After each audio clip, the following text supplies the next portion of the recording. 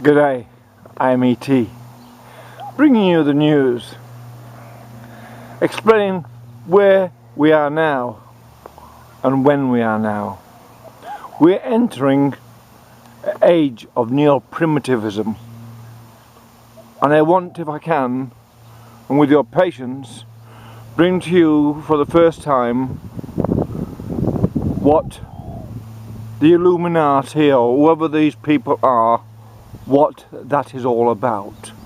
I want to explain it impartially, objectively, so no one is blamed. People are just what they are, resulting from their history.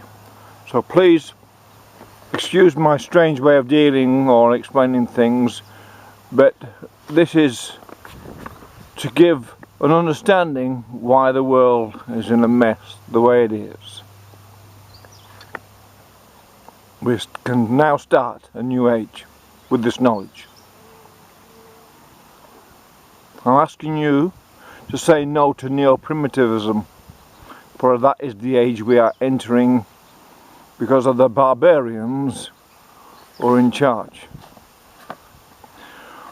When Columbus went over the Atlantic and ended up arriving at the exotic islands, he handed over trinkets for treasure. Spaniards soon caught on, and for glass beads and a few axes, baubles, etc., gained an awful lot of gold. Once they got the innocent people there mesmerised, they went and took them over and totally destroyed their lives just for gold. Does it indicate anything here, a pattern? Now we come to the 21st century, and the advent of the Pokemon craze. It is similar in context and shows that primitivism, or living in innocence, is in a constant recycle down through the ages. By entrapping the souls of the innocents through trinkets, which is Pokemon is, and all the little baubles you might buy from Macintosh or wherever these places are, Apple, Mac, whatever they are, they're just baubles they sell to you. You're mesmerised, you're entrapped by them, they've got you. They've got you. It's the same old thing down through the ages. The powerful work out how to sell you things, you get trapped into it, they've got you because you're entrapped into the addiction of the bauble.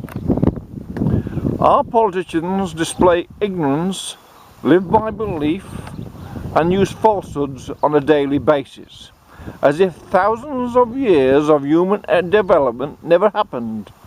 We are still in proto-primitive religious state of existence.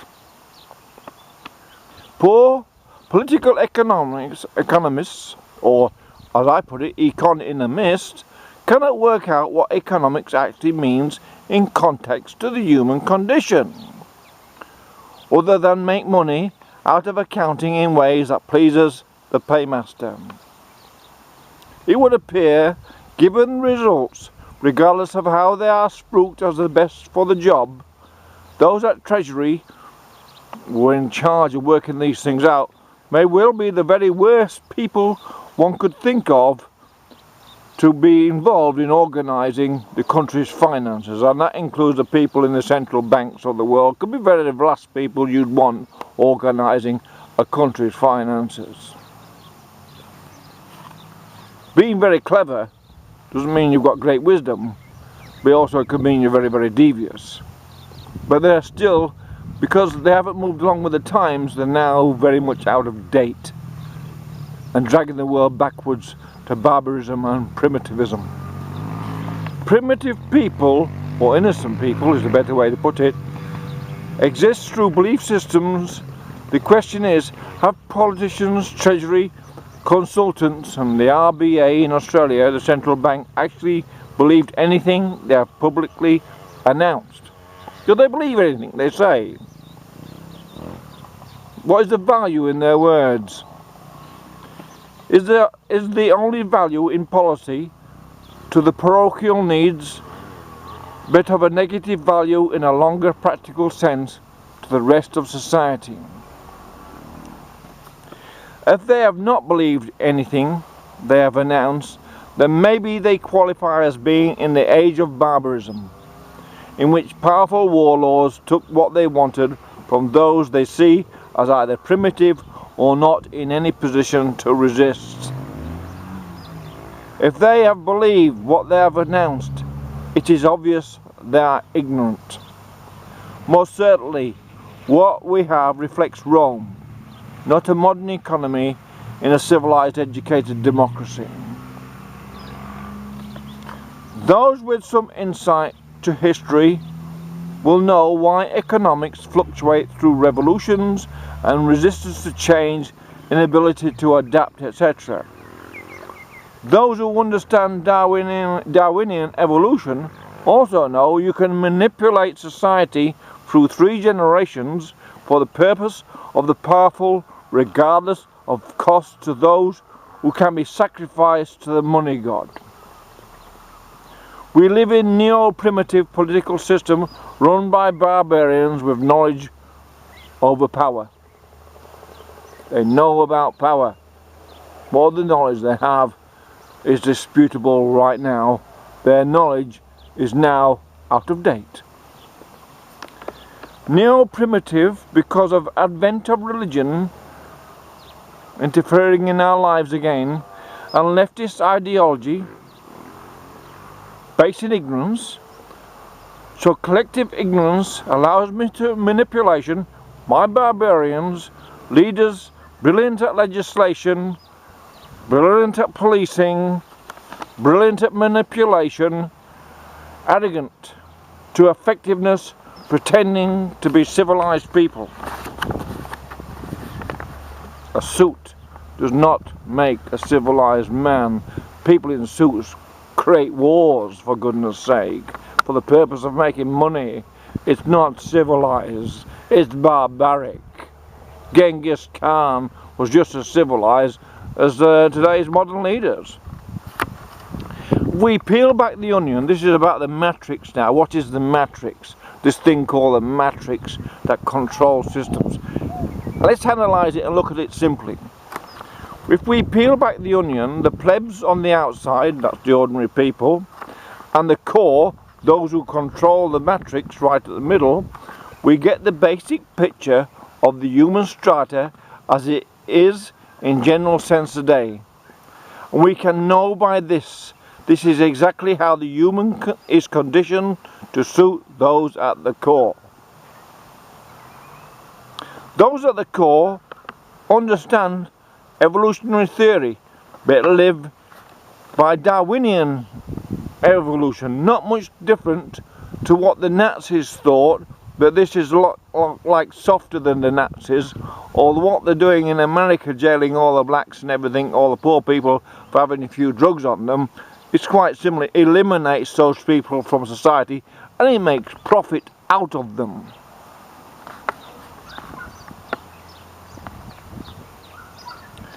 Which means civic structures that have slavery clerks and all the rest in between continue unabated. But this definition of civilization, if we are familiar with the history of human development, beyond the nomadic state and the innocent state of aboriginals to the organized state based in accounting for the annual cultivation, is still relevant today. Fear through creative belief, conflict and control, it carries on today as it always has.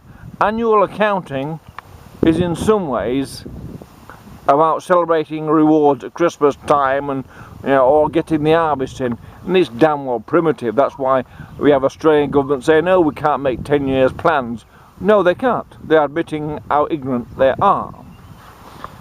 Those at the core are by now ignorant when it comes to evolutionary theory, or out of date from when they began social engineering in the 1970s through degrading education and various PC memes about equality, which have never been explained philosophically once ever. No one's, you can't, what is equality?